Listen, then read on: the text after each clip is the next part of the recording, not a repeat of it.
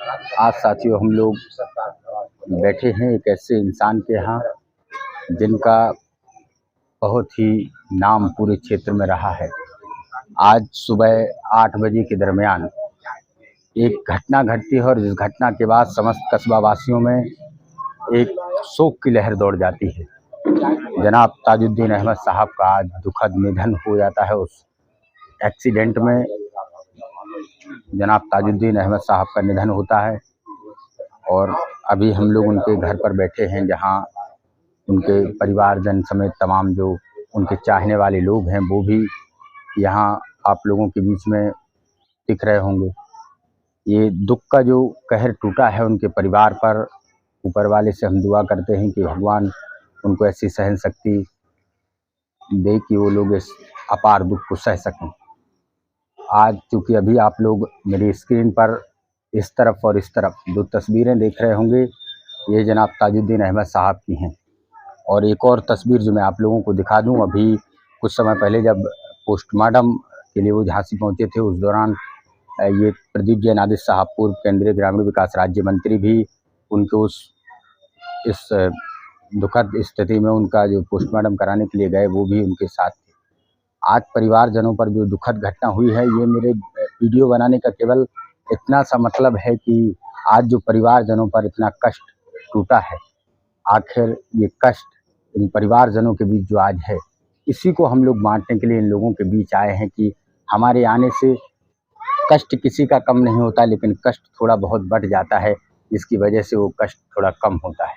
आज एक ऐसा इंसान हमारे बीच से दुर्भाग्यवश रूप से छोड़ कर के हम लोगों के बीच से गया है, जिनका नाता जीवन भर से हम लोगों से रहा है। हम लोगों का बचपन हुआ करता था और आज भी वो दिन याद करके आंखों में आंसू आ जाते हैं कि जनाब ताजुद्दीन अहमद साहब, बचपन हुआ करता था, हम लोग 2, 4, 5 साल के हुआ करते थे, तब से वो हम लोगों के बीच आकर के हम लोगों को समझाते थे, हम लोगों को आगे बढ़ाने के लिए लगातार प्रयास करते थे। लेकिन आज ये दुखद स्थिति है और मेरा वीडियो बनाने का यहाँ केवल इतना सा मतलब है कि इस अपार दुख को, चूँकि मैं घर पे बैठा हुआ था, दिन भर से मैंने फुटेज भी डाली कि माफ़ कीजिए, फेसबुक के माध्यम से पोस्ट भी डाली कि जनाब ताजुद्दीन अहमद साहब का निधन हो गया है। लेकिन घर पे बैठे बैठे मन ऐसा लग रहा था कि क्यों ना आप अपने चैनल पर भी दिखाइए इस बात को, जितने भी लोग देख सकें। जनाब ताजुद्दीन अहमद साहब का सुबह आज निधन हुआ और दिन भर से मैं घर पे पड़ा था, तो उसके बाद शाम तक मैं रुका रहा, लेकिन इसके बाद भी मैं जब रुक नहीं पाया, मैंने कहा अब तो सर चलना पड़ेगा। और मैं इस क्लिप को इसलिए यहाँ पर दिखाने के लिए आया हूँ। तमाम लोग हैं जो दूर दूर से यहाँ पर उनके पहुँचे हैं। उनके अंतिम जाने का समय कुछ देर बाद होगा, क्योंकि अभी वो झांसी से निकले हैं, कुछ समय बाद यहाँ पर आएंगे और अंत्येष्टि स्थल की तरफ जाएंगे। लेकिन अभी फ़िलहाल में हम लोग यहाँ पर मौजूद हैं, जहाँ हमारे साथ कुछ लोग भी मौजूद हैं। उनसे बात करते हैं कि आखिर उन्हें कितना इस कष्ट पहुँचा है। चाचा जी, क्या कष्ट पहुँचा है और कैसा दुख हुआ जब आपने इस कष्ट के लिए? तो ऐसा है कि उनकी भरपाई करना बड़ी मुश्किल है, और वो ऐसे इंसान थे कि सबको परेशानी से उभारते थे वो, और हर आदमी की परेशानी को वो अपनी परेशानी समझते थे।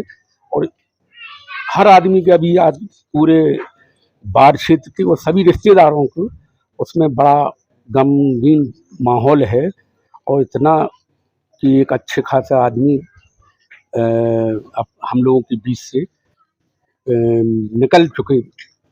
अब ये है कि यही आशा कर रहे हैं कि उनके बच्चों के और उनके जो भी हम लोग आप लोग सहयोग कर सकते हैं वो सहयोग करें और उनको सद्भावना दें।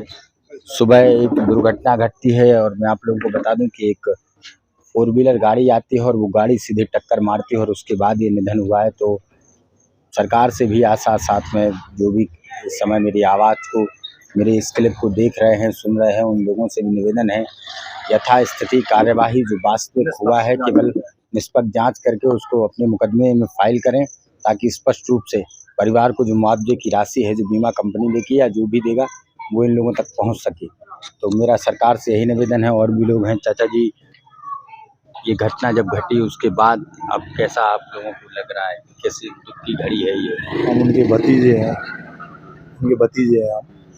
और ये सबसे बड़ी हमारे घर के अंदर क्षति हुई है, इसकी क्षतिपूर्ति हो नहीं सकती है। और मैं आप लोगों को एक और बात बता दूं, मैं पिछले समय में भी आप लोगों को बता चुका हूं, फिर बता रहा हूं। जनाब ताजुद्दीन अहमद साहब का ये जीवन में ऐसा कैरेक्टर नहीं रहा है कि वो कोई उन्हें ये समझे कि वो हिंदू हैं, मुस्लिम हैं, सिख हैं, ईसाई हैं। वो पूरे जीवन लोगों के बीच में, लोगों के अपनों के बीच अपनी भावना लेकर के लोगों के बीच में रहे हैं। आज जब थोड़ी देर बाद वो वहाँ जाएंगे, उसके बाद आप लोग देखिएगा कि कितने लोगों की भीड़ और जमावड़ा वहाँ पर जमा होता है, क्योंकि हर एक इंसान के मन में उनके लिए प्रेम रहता है। हर एक इंसान के लिए उनके मन में, कोई भी इंसान हो, हर एक इंसान उनसे प्रेम करता है और हर एक इंसान को वो प्रेम करते थे। आज ये जीवन का बहुत ही दुखद समय है कि जब हमारे बीच से एक ऐसा इंसान, हम लोगों ने और भी कई बार ऐसा देखा है कि रात में 12-1 बजे जब ज़रूरत पड़ जाया करती थी, हम बड़े छोटे हुआ करते थे और पिताजी थे और भी तमाम लोग थे जिन लोगों को ज़रूरत पड़ जाया करती थी, और वो इसी गली से आते थे और जब चच्चा के यहाँ पहुँच कर के रात में अगर 1 बजे भी आवाज़ देते थे कि चच्चा ये ज़रूरत है, तो हमेशा चच्चा ने रात में 1 बजे निकल कर के जो मेहनत हो सकी, चाहे कुछ भी हुआ हो। और प्रदीप जैनादेश साहब को मैं आपको दोबारा दिखाता हूँ। ये हमारे माफ़ कीजिए, झांसी में पूर्व केंद्रीय ग्रामीण विकास राज्य मंत्री महोदय हैं और ये झांसी में पोस्टमार्टम हाउस के नज़दीक इन्होंने पहुँच करके हर संभव मदद की है।